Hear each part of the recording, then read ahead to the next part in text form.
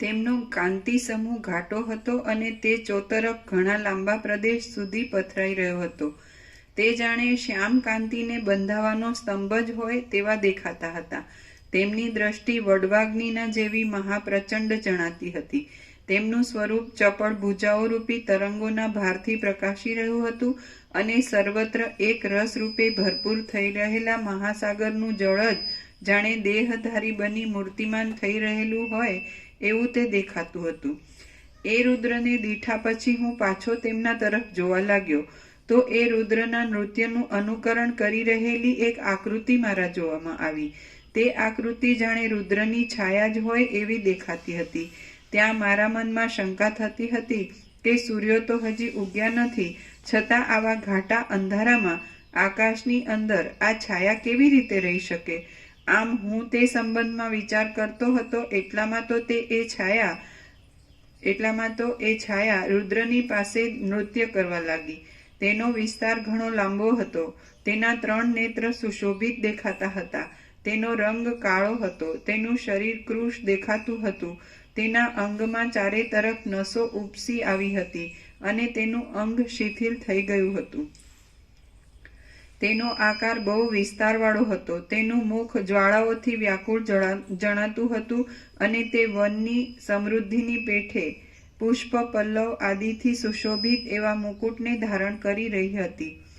ભેદાયેલા અંજનના જેવા ઘાટા અંધકારથી તે શ્યામ દેખાતી હતી.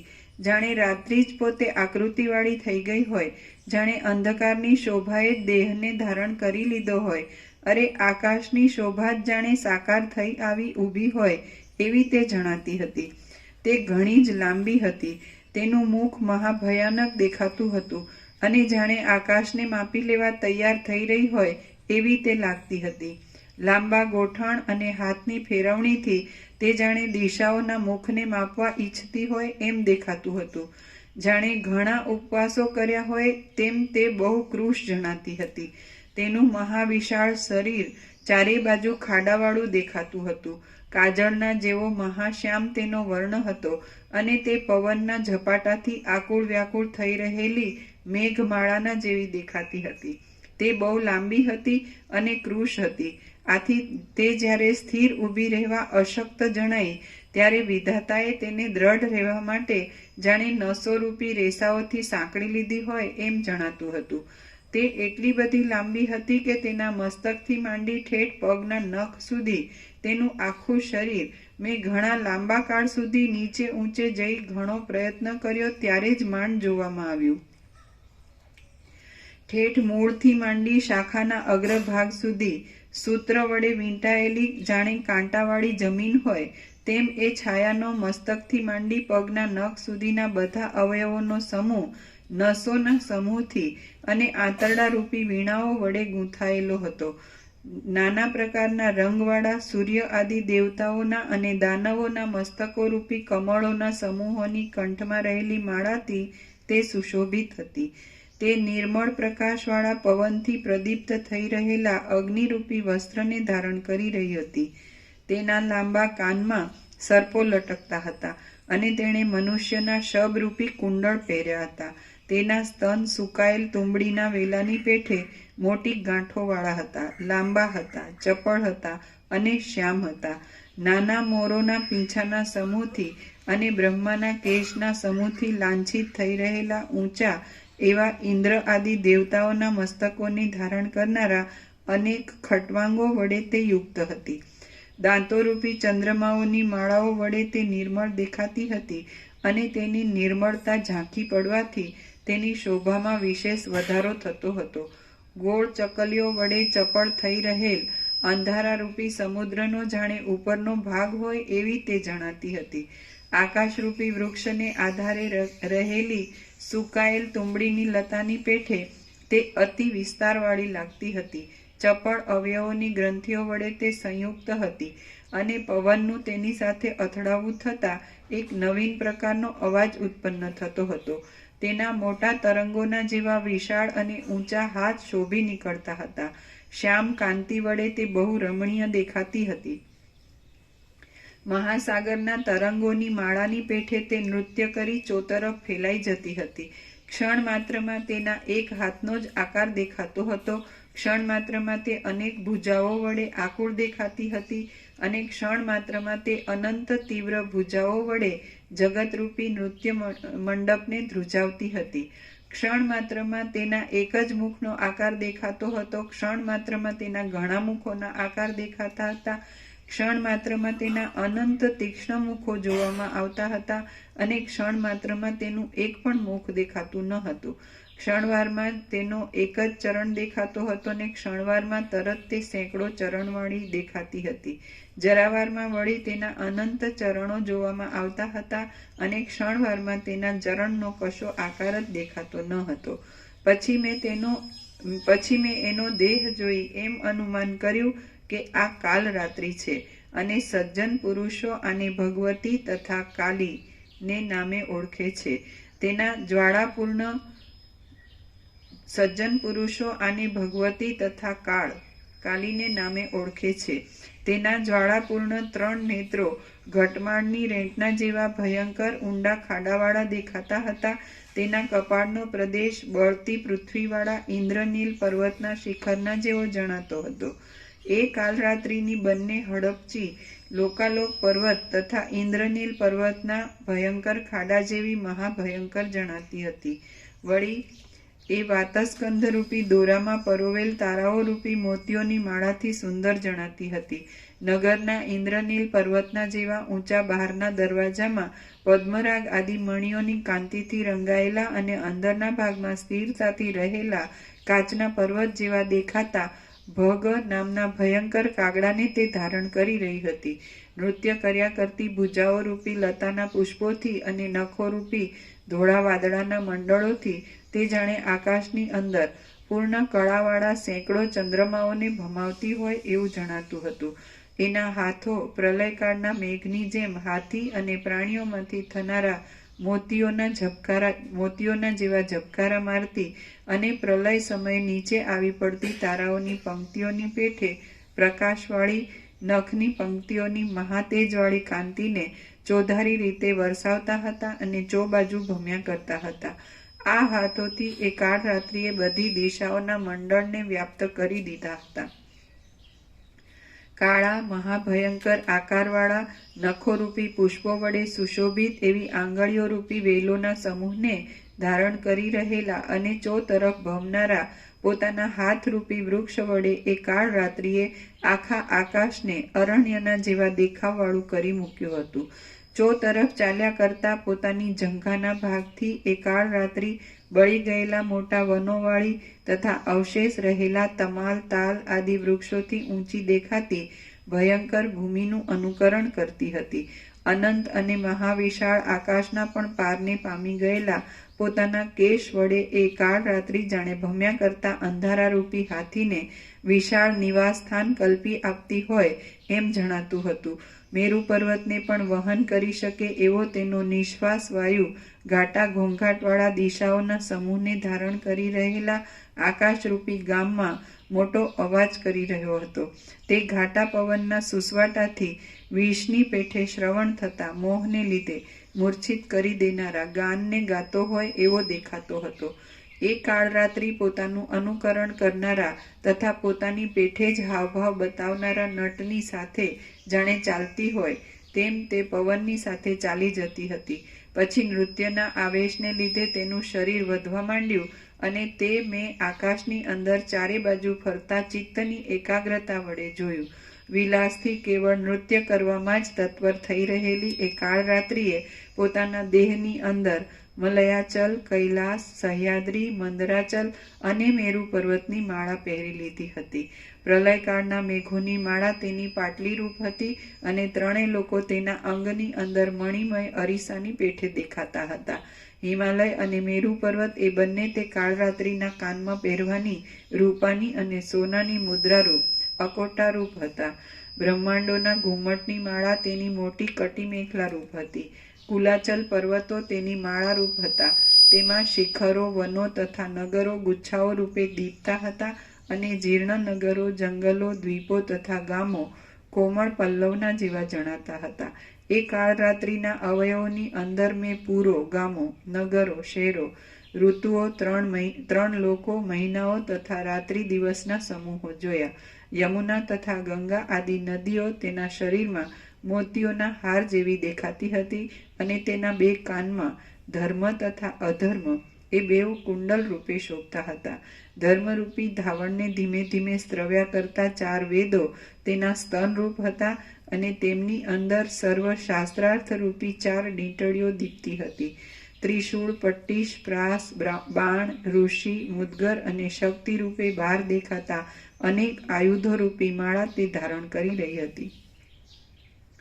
14 પ્રકારની દેવ આદિ પ્રાણીઓની જાતિઓ એ મહાસુંદર શરીરવાળી કાળરાત્રિની રૂંવાડાની પંક્તિઓ રૂપ હતી. એ કાળરાત્રિના દેહની અંદર સૂઈ રહેલા નગરો, ગામડા અને પર્વતો જાણે પુનર્જન્મના હર્ષથી નૃત્ય કરતા હોય તેમ નૃત્ય કરતી એ કાળરાત્રિની સાથે જ નૃત્ય કરતા હતા. કાળરાત્રિના નૃત્યને લીધે સઘળું ચલાયમાન હોવાથી આખું જગત સ્થાવર ભાવથી રહિત થઈ જઈ જાણે જંગમ રૂપે નૃત્ય કરતું હોય એમ મને જણાયું. એ કાળરાત્રિના દેહરૂપી પરલોકમાં સુખથી રહેલા જગતને ગળી જઈને પોતાના ઉદર આદિ અવયવમાં ધારણ કરી રાખી તૃપ્તિ પામી ગયેલી મદોન્મત્ત અને જગતરૂપી સર્પને પોતાના જઠરાગ્નિમાં પચાવી દેનારી એ કાળરાત્રિ રૂપી મયુરી નૃત્ય કરતી હતી.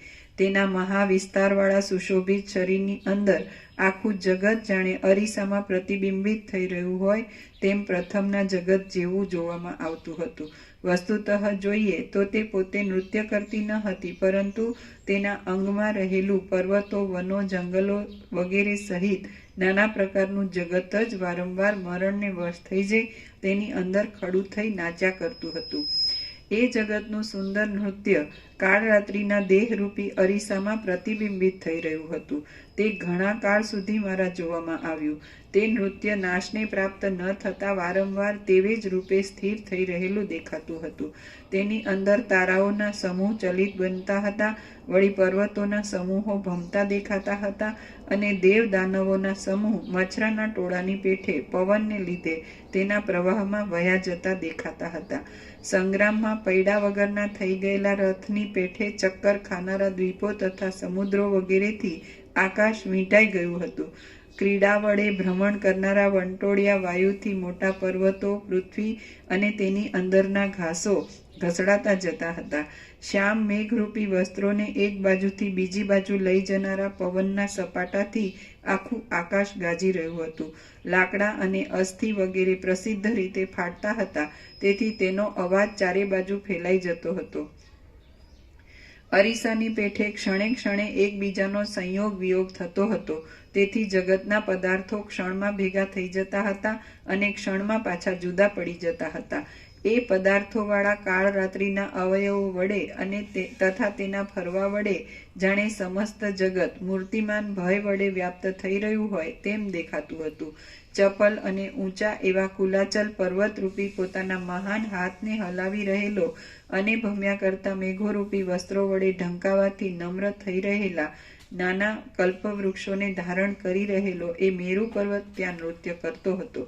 સમુદ્રો પોતાની મર્યાદા નહીં છોડતા પૃથ્વીમાંથી આકાશમાં તેમજ આકાશમાંથી પાછા પૃથ્વીમાં એમ ઉછળી રહ્યા હતા અને તેમની સાથે વૃક્ષો પણ તેમજ ઉછળ્યા કરતા હતા.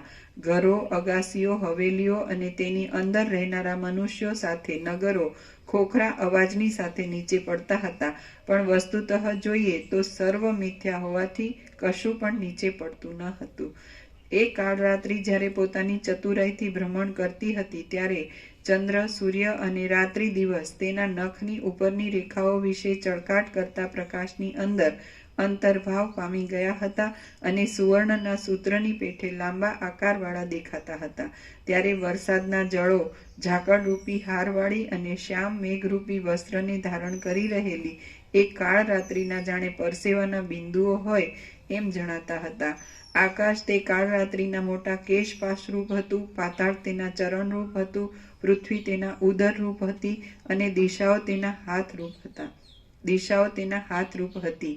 દ્વીપો તથા સમુદ્રો તેના આંતરડા તથા પેટના વીંટા રૂપ હતા. બધા પર્વતો તેના પડખારૂપ હતા અને આવહ પ્રવહ આદિ પવનનો સમૂહ તેના પ્રાણ અપાનના સંચાર રૂપ હતો. નૃત્ય કરી રહેલી એ કાળરાત્રિના વિસ્તારવાળા શરીરની અંદર હિમાલય, મેરુ, સહ્યાદ્રી આદિ પર્વતોને જાણે હિંચકાના સુખનો અનુભવ થતો હોય એમ જણાતું હતું. ફરી એ કાળરાત્રિ તરતી તળેટીના પર્વતોરૂપી મંજરીઓવાળી કુલાચલ પર્વતરૂપી માળાને ફેરવવા લાગી. આથી એણે પોતાના તાંડવ નૃત્યની ક્રીડા વડે જાણે પાછો પ્રલય કરવાનો આરંભ કર્યો હોય એમ દેખાતું હતું. દેવતાઓ, દૈત્યો અને નાગોના સમૂહરૂપી રૂંવાટાને ધારણ કરનારા અવયવવાળો એ કાળરાત્રિનો દેહ સ્થિર રહી શકતો નહોતો અને જાણે ચક્રની પેઠે ફરતો હોય એમ જણાતો હતો. નાના પ્રકારના વૈભવો, તેને પ્રાપ્ત કરવાના ઉપાયો અને યજ્ઞોરૂપી યજ્ઞોપવીતને ધારણ કરનારી તેમજ આકાશની અંદર નૃત્ય કરી રહેલી એ કાળરાત્રિ મેઘના શબ્દો વડે જાણે કોઈ બ્રહ્મચારિણી વેદના ઘોષ કરતી હોય એવી દેખાતી હતી. વળી એ નૃત્યમાં પરસ્પર એકબીજામાં પ્રતિબિંબ પડવાથી ભૂતળ આકાશરૂપ અને આકાશ ભૂતળરૂપ થઈ ગયા હતા તથા પરસ્પર તુલ્ય જ દેખાતા હતા અને જાણે અંદર કશું હલનચલન જ ન થવું હોય એવું લાગતું હતું. એ કાળરાત્રિના મોટી નાસિકાના છિદ્રોરૂપી ઘરમાંથી બહાર આવતા મેઘના કડાકાવાળા અને મહાભયંકર શબ્દ કરી રહેલા ઉગ્ર વાયુઓ વાતા હતા. એ કાળરાત્રિના સેંકડો હાથ ચતુરાઈથી ચોતરફ ફરી વળતા હતા અને તેથી આકાશ જાણે પ્રચંડ પવને ઉડાડેલા પલ્લવો વડે વ્યાપ્ત થઈ રહ્યું હોય એવું દેખાતું હતું. એ સર્વ જોતા મારી ધીર દ્રષ્ટિ પણ રાત્રિના અંગમાં થયેલા જગતના પદાર્થોની સાથે ભ્રમણ થવાથી મોહને પામી ગઈ અને જેમ રણસંગ્રામમાં સેના કુંઠિત શક્તિવાળી થઈ જાય તેમ તે કુંઠિત શક્તિવાળી થઈ ગઈ. જ્યારે કાળરાત્રિનો દેહરૂપી અરીસો ઘૂમવા લાગ્યો ત્યારે પર્વતો યંત્રની પેઠે ઘૂમતા હતા, આકાશચારી દેવતાઓ તથા પક્ષીઓ નીચે પડતા હતા અને દેવતાઓના ઘરો પણ જમીન ઉપર આળોટતા હતા. વળી તેઓ પાંદડાની પેઠે એ કાળરાત્રિના પ્રવાહમાં વહ્યા જતા હતા અને મલયાચલ પણ પલ્લવની પેઠે ચૂંથાઈ જતા હતા. હિમાલય પણ હિમના એક બિંદુની પેઠે વિખરાઈ જતા હતા. આમ એ સર્વ પૃથ્વીમાં ઉગેલા ગુલાબ પેઠે ક્ષયને પ્રાપ્ત થઈ જતા હતા. પૃથ્વીની અંદર સહ્યાદ્રી આદિ પર્વતો પક્ષીના જેવા દેખાતા હતા, ત્યારે વિંધ્યાચળ આદિ પર્વતો વિદ્યાધરના જેવા દેખાતા હતા, જણાતા હતા. આકાશમાં જેમાં રાજહંસો ભમ્યા કરે છે તેમ એ સઘળા પર્વતો વૃક્ષોના ભ્રમમાં ભમ્યા કરતા હતા. એ કાળરાત્રિના દેહરૂપી તળાવમાં દ્વીપો તૃણના જેવા દેખાતા હતા, સમુદ્રો કુંડાળા જેવા જણાતા હતા અને દેવલોકની પંક્તિઓ કમળ જેવી શોભતી હતી. નિર્મળ આકાશના જેવા મહાવિશાળ સ્વપ્નમાં દેખાયેલા કાજળના નગરની પેઠે અતિ શ્યામ અને મોટી ઝંઘાવાળા તથા એકઠા થયેલા અનેક સૂર્યના જેવા મહાજાજ્વલ્યમાન એક કાળરાત્રિના શરીરમાં મેરુ પર્વતની ઉપર આવેલા વનમાં વિંધ્યાચળ નૃત્ય કરતો હતો. આ વાતને સહન ન કરી શકવાથી સહ્યાદ્રી, કૈલાસ, મલયાચલ, મહેન્દ્ર પર્વત, ક્રૌંચ પર્વત, મંદરાચલ અને ગોકર્ણ આદિ પર્વતો આકાશરૂપી આંગણામાં નૃત્ય કરતા હતા. આથી પૃથ્વી અને વિદ્યાધરોના નગરો પણ નૃત્ય કરતા હતા. એવી જ રીતે વનમાં ઉત્પન્ન થનારા સર્વ સ્થાવર પદાર્થો એ કાળરાત્રિના શરીરની અંદર જાણે જંગમપણાને પ્રાપ્ત થઈ ગયેલા હોય તેવા જણાતા હતા. પર્વતની અંદર સમુદ્ર નૃત્ય કરતા હતા. ઊંચા પર્વતો પણ આકાશના પોલાણમાં નૃત્ય કરતા હતા. આકાશ પણ ચંદ્રમા અને સૂર્ય સાથે ચલાયમાન થઈને કોણ જાણે પૃથ્વીની નીચે ક્યાં ચાલ્યું ગયું તે જણાયું ન હતું. વિખેરાયેલા પુષ્પોવાળો વનોનો સમૂહ, દ્વીપો, પર્વતો અને નગરોની સાથે સૂર્ય આદિના નિવાસરૂપ આકાશમાં નૃત્ય કરી રહ્યો હતો. એવી રીતે ચલાયમાન થઈ રહેલું સર્વ જગત સમુદ્રમાં તણાયેલા ઘાસની પેઠે દિશાઓમાં ભમતું જણાતું હતું.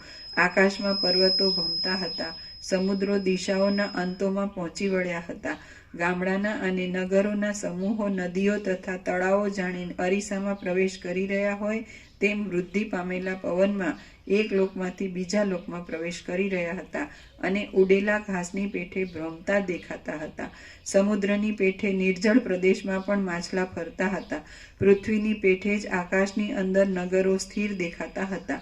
પર્વતો આકાશમાં જોવામાં આવતા હતા. આકાશ અને પ્રલયકાળના મેઘો ઉત્પાત કરનારા પ્રલયકાળના પ્રચંડ વાયુને લીધે ફેરફારવાળા થઈ ગયેલા પર્વતોમાં સ્થિર થઈ ગયેલા દેખાતા હતા.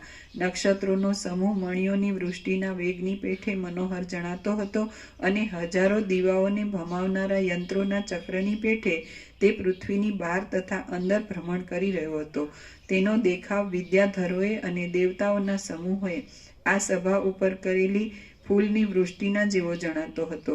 એ કાળરાત્રિના દેહની અંદર પ્રલયોના અને સૃષ્ટિઓના સમૂહો રાત્રિ દિવસના જેવા ટૂંકા જણાતા હતા.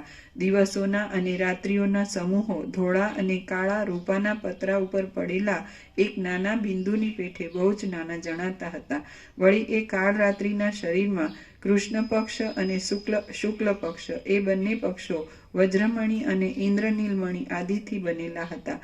તેથી તેઓ નિર્મળ દેખાતા ધોળા કાળા અનેક અરીસાઓના સમૂહની પેઠે શોભતા હતા. એ કાળરાત્રિના દેહમાં સૂર્યચંદ્રના અનેક મંડળો રત્નરૂપે શોભી રહ્યા હતા. તારાઓના સમૂહો ચપળ અને કુંડાળા જેવા થઈ રહેલા કાંતિમાન હારોની પેઠે દીપતા હતા. સ્વચ્છ આકાશ તો વીંટાઈ રહેલા મોટા વસ્ત્રના જેવું જણાતું હતું અને તેની અંદર ભમ્યા કરતી વીજળીના ઝબકારાઓ ઉંબાડિયાની પંક્તિની પેઠે મોટો પ્રકાશ આપતા હતા. પ્રલયકાળમાં આળોટતા ત્રણેય જગત એ કાળરાત્રિના દેહમાં મણિરૂપે શોભતા હતા અને તેઓ કાળચક્રના ફેરફારને લીધે એકબીજા સાથે અથડાતા તત્કાળ ઝણઝણાટ કરતા હતા. સૂર્ય થોડુંક છે, દોઢ પાનું. ટાઈમ થઈ ગયો ને? હા, થઈ ગયો. હવે પ્રસાદ આપી દે. ઓમ ઓમ ઓમ.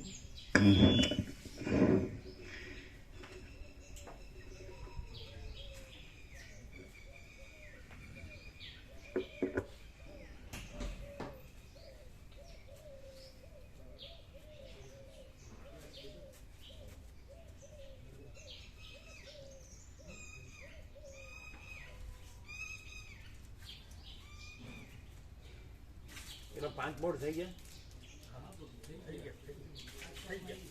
થઈ ગયા કે થશે? થઈ ગયા.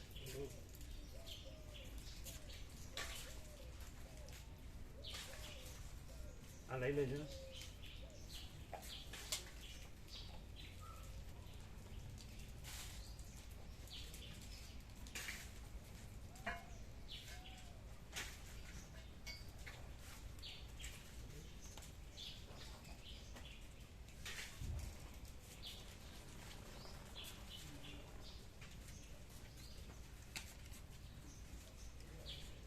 હવે તો અંદર ઠંડુ રહેશે ને?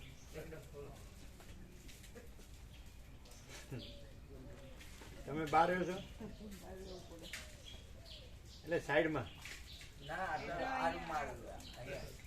અચ્છા. મચ્છરદાની બાંધો ને? મચ્છરદાની મચ્છર નથી? આમ ચોખ્ખું તો કર્યું કે નહીં?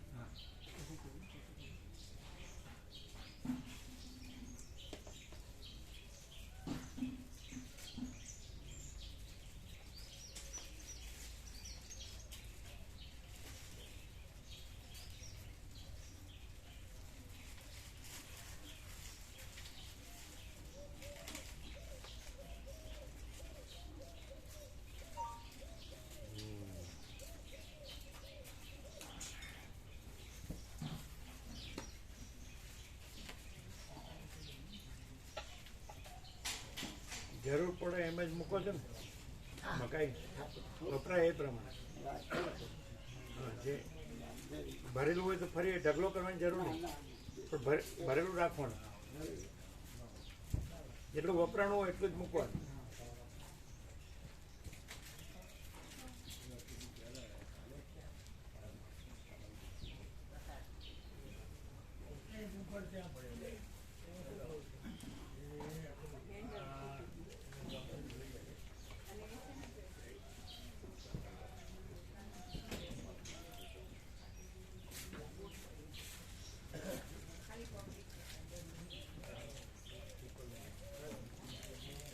કેવો પ્રકાશ છે?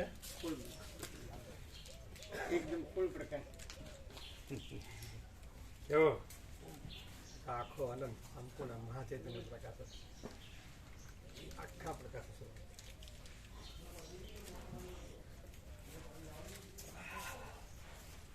પૂર્ણ પ્રકાશ.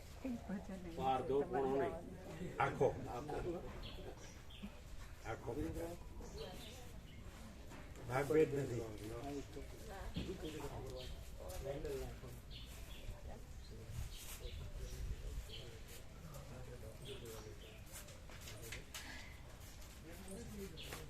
તમારે વધારે લઈ જવા છે ભગવાનનો વ્યાપક વાર્ષિકોત્સવ આપવા લઈ જવા છે વધારે મળી ગયા આપ્યા બધા તમારે બધાને આપવાના કે હજી આપવા છે લઈ જાઓ એ એમને 53 આપજો 53 તમારે લઈ જવા હોય તો તમે લઈ જાઓ મૂળજી પ્રભુ એમ કોઈ રહી ન જાય વધારે લેવા તો વધારે એમ બધાને આપે 17 કાલે બહાર ગયો તો પણ લઈ ગયો તો સાથે લઈ જાઓ એમને 17 આપો એમને 53 આપો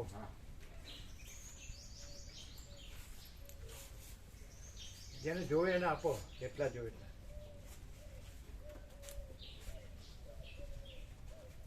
આપો બધાને એટલે કોઈ વયું નથી ગયું ને કોઈ ગયું અરે બોલો બોલો બોલો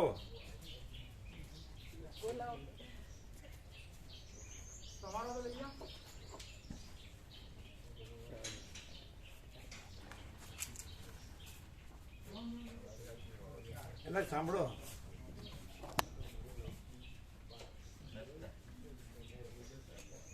એમને આનંદ પ્રભુને બોલો છો આનંદ પ્રભુ કારણ કે બધા નથી આવતા એટલે 17 આપી દો ને બધાને આપી દે 17 લઈ જાઓ ને બધાને આપી દેજો ને બધા આવતા નથી એટલે પેલા એમના માડી માંદા હતા એ નથી આવતા બિલકુલ ફૂલ પ્રેસ પ્રભુ હા એટલે હવે દિવસવાની તૈયારી દિવસ આ એવા છે એટલી છેલ્લી પરિસ્થિતિ અવસ્થા થઈ બાકી તો રેગ્યુલર હતા બધાને આપી દેજો બીજા જોયે તો લઈ જજો હા કોઈ બીજું કેવું નથી ને ના પ્રભુ એક વિનંતી છે 29મી તારીખ અમાસ છે અને શનિવાર 29 તારીખ અમે ત્યાં સિનિયર સિટીઝન કાઉન્સિલની મિટિંગ હતી અમારો હોલ છે ત્યાં અહીં ગામમાં ગામમાં સ્ટેશન ઉપર બધું અલગ છે પ્રજાથી આમ કંઈક છે ને ડિસ્ટર્બન્સ નહીં હતી તો અમે આપણે કારોબારની મિટિંગ કરી તો મંદો પ્રસ્તાવ મૂક્યો કે પ્રભુને લાગીએ કેટલા વાગ્યાનો ટાઈમ છે 10 થી 11 ચાલે આપણો તો આજ છે તો 7 થી 8 છે 10 થી 11 બરાબર કયો દિવસ તો પ્રસાદ અમે આપવાના છીએ તો પછી આપના પ્રસાદનું ના અમે તો અહીં મોડો લઈએ છીએ કારણ કે સવારે ફૂલ લઈએ છીએ ને બ્રેકફાસ્ટ એટલે પછી 12 થાય 12:30 1 થાય રમે ત્યાં અહીંયા એટલે 10 પછી અમારી ચારી ખરી ને બધી 10 ના 10:15 થાય તો હોતું નહીં ના 10 જ રાખ હા તો 10 બધાનો ટાઈમ શું છે હા 10 થી 11 એટલે 10 બધા આવી જશે ને? હા હું સારા નંબર બોલી લઈશ અમે 10 રાખો બરાબર હા 10 10 થી થી 11 11 એટલું બસ 81 બધા છે 80 70 80 હશે બરાબર આ તો પછી આમ તો બધાને ભગવાનના વ્યાપક વાર્ષિકોત્સવ તો કીધેલું જ હા એ કીધેલું છે હવે આપણે રામનવમી છે હનુમાન જયંતિ 10 15 20 તો એમાંથી આવે જ છે આપણા વ્યાપકમાં આવે છે આપો તો એ દિવસે એમને વચનામૃત આપો ના એ તો એ દિવસે લઈ આ જઈશું. વચનામૃત આ તમે હસ્તાક્ષર વાંચ્યા હતા એ હા હા અને બીજા પછી આપણે ત્યાં પણ આ તમે આપીશું. વાંચ્યું હતું એ હા, બીજા લઈ જઈશું આપણે ત્યાં એ વખતે આપીશું શું લઈ જશું વચનામૃત ને એ બધું. એમ હા એ દિવસે આપીશું. તો બધાને આપીશું હા એ દિવસે આપીશું તો ક્યાં ગયા જોશીલ પ્રભુ હા એને આપવા દો હા સેટ બનાવી આજે તો મારી પાસે બાઇક છે એટલે પછી લઈ જઈશું કઈ ગાડીમાં એ આ લોકોનું બધા શું કહેવાય સિનિયર સિટીઝન સિનિયર સિટીઝન 70-80 જણા કયો તારીખ કઈ છે 29 છે 29 આજે તો કઈ 21 આજે 21 છે એટલે વચનામૃત આપણને કે છે કયા આપશો આપણે છેલ્લા જે બહાર પડે એ આપીશું અમે પોતે જ વાળા એટલે કલ્પતરુ ડે વાળા 11 અને એક નિરપેક્ષ 11 સાંભળો એટલે 100 સેટ બનાવવાના 100 સેટ બનાવવાના બરાબર આત્મકથાન બધું bro. હે આત્મકથાન બધું નિરપેક્ષ આ એ તો ખરું શિવ રહસ્ય હા એ બધું અને પેલા જે નાની ચૌદ છે એ અને બધાને સ્વયં એ તો સ્વયં નાની એમાં 14 માં આવી જાય ના પણ પરમાત્મા તત્વ પ્રકાશ હા અપાય. એ અપાય પરમાત્મા તત્વ પ્રકાશ અપાય એમાં બધું આવી જાય છે. 10-15 તો અહીંયા આવે છે એટલે એમને આપણે બધું આપેલું જ છે. હા પણ ના, એ ના, પણ તોય લઈ વખત જવાનું હા. એટલે જેની પાસે જે ન હોય લે એટલે આપણે 11 વચનામૃત અને 3 સચ્ચિત આનંદ એટલે આત્મકથા શિવરહસ્ય અને નિરપેક્ષ. અને નિરપેક્ષ અને 14 પેઢી નાની અને પરમાત્મા તત્વ પ્રકાશ ચિદાકાશ ગંગા હે ચિદાકાશ ગંગા ચિદાકાશ ગંગા. આકાશ ગંગા અપાય એ સરસ બરાબર સરસ એમાં બધું આવી જાય અને આ લઈ જવાના ભગવાનના વ્યાપક વાર્ષિકોત્સવ હા એ તો બધા આપીશું. બરાબર 10 થી 11 એમાં ધનજી પ્રભુ બધા હશે બધા જે બધા સભ્યો જ છે. હા મૂળજી પ્રભુ સામેત્રીનાથ, હા. અનુ પ્રભુ હા બધા સભ્યો છે. બીજા બધા એટલે સરસ એટલે શું થાય કે 6 તારીખે રામજી મંદિરમાં આવવાનું બધાને હા, બધું કહી આપણે દઈએ. રામનવમી રામનવમી એમાં બધાને કહેવાનું બરાબર એમ તો સોજે પાછો અમે ત્યાં રામનવમીનો વરઘોડો પણ કાઢીએ છીએ. બરાબર રક્ષાબંધન. આપણે તો સવારે હોય છે 7 થી એટલે આપણે તો હા. 1:30-2 વાગે હા, તો પતી જાય એ તો પતી જાય. એ તો 4 વાગે વરઘોડો હા એટલે વાંધો નહીં રામનવમીનો. એટલે બધા આવી શકે બરાબર ત્યાં રક્ષામાં રામજી મંદિર પણ સરસ છે. એ સ્ટેશન ઉપર આપણે જો જવાના છે ને એનાથી 100 મીટર એટલે ત્યાં પણ દર્શન કરવા હોય તો કરી. હા બરાબર બરાબર એટલે આ સેટ બનાવવાના 100 11 આપણા 11 બધા અમે પોતે જ છીએ વાળા લઈ લેવાના બધા પહેલેથી અમે પોતે જ છીએ એ મણી તો 11 ન થાય વધારે થાય 11 વધારે થાય આ નિરપેક્ષ સતનું 12મું નહીં હા એ 12મું અને આ 13મું આ 12 થાય અમે પોતે જ છીએ વાળા 12 થાય ને નિરપેક્ષ નિરપેક્ષ 13 થાય 13મું હા એટલે 13નું બનાવવાનું બરાબર છે પેલા સચ્ચિત આનંદને મૂકવાનો અંદર હા એ અલગ વસ્તુ થઈ કહેવાય કઈ કઈ એ પ્રભુની એટલે આત્મકથા એક અકિંચન સ્વામીની આત્મકથા નિરપેક્ષ અને રીભુ ગીતા સાર એ સચ્ચિદ આનંદ કહીએ 3 એ અલગ હા કોથળી મૂકી દે પ્રભુ એની હા તો એમાં સેટ થઈ જાય હા એટલે આ 13 થવાના હા હા નિરપેક્ષ સત્ય આ 12મું નહીં હા અમે 12 પોતે જ છીએ આ 12મું એટલે 13 નિરપેક્ષ 13મું બધાને બધું અપાશે હા અને બુકમાં 2 એટલે પરમાત્મા તત્વ પ્રકાશની ચિદાકાશ ગંગા અને 14 નાના સત્સંગ 14 નાના સત્સંગ હે 14 નાના સત્સંગ 14 સદગાનો સેટ બરાબર એટલે ગામમાં છે સ્ટેશન ઉપર જ રમણ પ્રભુ એ બધા જોયું છે. મારી જ્યાં સ્કૂલ ચાલતી ત્યાં જ હોલ છે અને એમાં જ રાખી છે આપણે બધી. તમે લેવા બધી ખુરશીઓ સાથેની બેઠક વ્યવસ્થા ને બધું. તમે લેવા આવતા ને દસ એટલે તમે સર માઇક ને બધું છે ને આ માઇક ને બધું છે. બરોબર માઇક નો અવાજ બરોબર આ છે તો કરી દઈશું. જોશી પ્રભુ એ તો આગલા દિવસે રમણ પ્રભુ આપે ને તમે ને ત્યાં રણકાબંધ અવાજ હોય તો આવી રીતે આ છે ને. આપણે જોઈ લઈશું જરા. તમને તો કાયમ આપણને તો ખબર ને આપણે એ તો છે. બરાબર થઈ જાય બધા સિનિયર સિટીઝન લગભગ 17 થી ચલાવીએ છીએ અમે 2017 થી. બરાબર આ 8મું વર્ષ આવ્યું. અમે પ્રવાસ પણ કરાવીએ છીએ. બધી ઘણી બધી પ્રવૃત્તિઓ કરીએ છીએ. જરૂરતમંદોને દાબરા બાબરા બધું આપીએ છીએ બરાબર ઘેર ઘેર જઈને. બરાબર તમે પેલું લાવ્યો ફ્લાસ્ક નથી લાવ્યો સાફ કર્યો એકદમ ચોખ્ખો.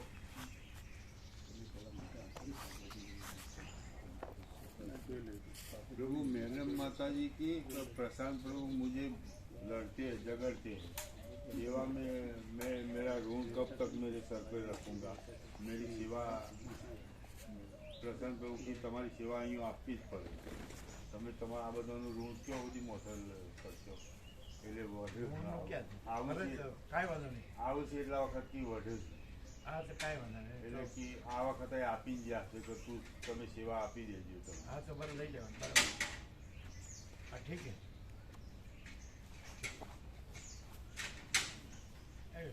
જેવી સર્વંત્ર એમની પ્રેરણા, બધી બાબતમાં જેવી સર્વંત્ર એમની પ્રેરણા, બરોબર. એટલે પછી આખો પ્રકાશ જ આવે, હજી ભાગભેદ નો આવે, છે જ નહીં ને. આખો પ્રકાશ જ ભાગભેદ છે જ. કેવો છે નિત્ય નૂતન પ્રકાશ?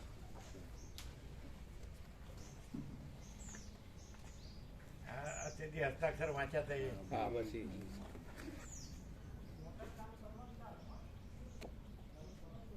તમે કીધું કે અમે પોતે જેમાં ન આવે, એટલે પેલા તો અમે પોતે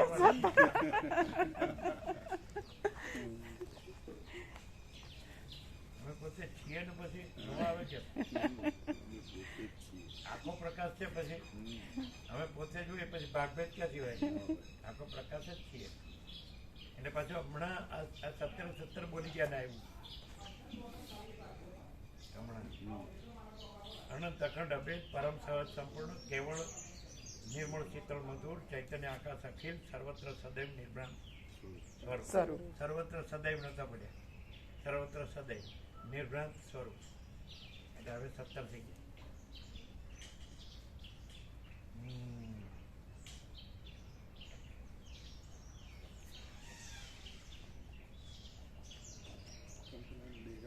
બરાબર. કાલે એના પહેલાંથી પાછું આવ્યું, પછી અમારે જમણવાર હતું. માઇકનો અવાજ બરાબર હોવો જોઈએ હો. હા હા હા. એટલે શું ગળામાં તકલીફ ના ખેંચવું ન પડે.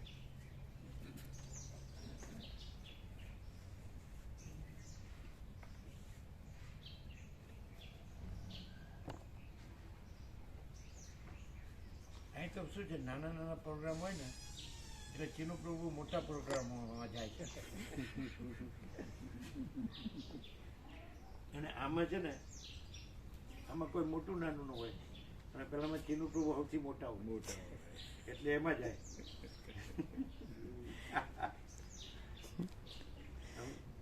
ચીનુલાલ તમે ન આવો તો ન ચાલે હો. તો આપણે પ્રસંગ કરવો જ નથી. નહીં કરું. તમારે તો આવવું જ પડે. આવું જ પડે. તમે મરી જાઓ ને તો બેઠા થઈને આવવું પડે. મજા પડી ગઈ જો. અમારા પ્રભુ પ્યુન ટુ ઉદ્યોગપતિ બધા સભ્યો છે. પ્યુન પણ ખરા, પટાવાળા પણ ખરા, અને કોઈ જ્ઞાતિ ભેદ નહીં.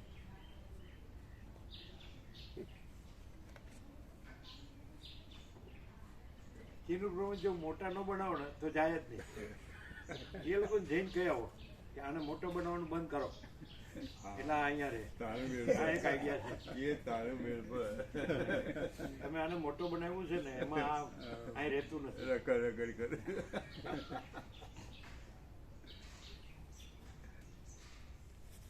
એ એમ કે મને ન બનાવ કરો, હું બધું બંધ કરી દઉં એમ કે. કોઈના વગર કોઈ એમ ત્યાં તો મારું જ રાજ છે. એમ છોકરાઓ નો ગણતો જ કાંઈ નહીં, વહુ નો ગણતો જ કાંઈ નહીં, ગામ તો ગણે ને. અમે એ જ કહેવા જતા હતા. તમારે ઘરમાં નહીં ચાલતું, મારે બીજે શું ચાલે પ્રભુ? અમે એ જ કહેવા જતા પ્રભુ. અમારું ઘરમાં તો મારું ચાલતું નહીં, પછી બીજા અમારું શું ચાલે? અમે એવું કહેવા જતા ને પ્રભુએ કીધું. અમે ક્યાં તમારા પે ગયા છીએ. સનાતનની પરમાત્મા નહીં કહેવા. સાચી વાત છે. એકદમ સત્ય. શું આમ રમણ પ્રભુ કે મારામાં શું ચાલે છે એમને શું ખબર પડે? એ બધા ખોર સારું સારું